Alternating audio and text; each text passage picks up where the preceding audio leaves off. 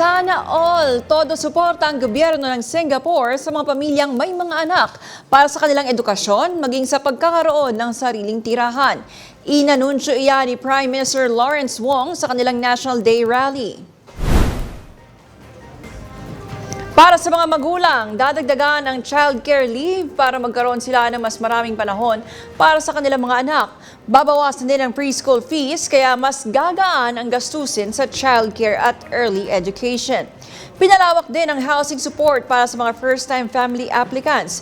Itataas mula 14,000 Singaporean dollars hanggang 16,000 Singaporean dollars ang income ceiling para sa mga maaaring mag-apply sa Build-to-Order o BTO flats.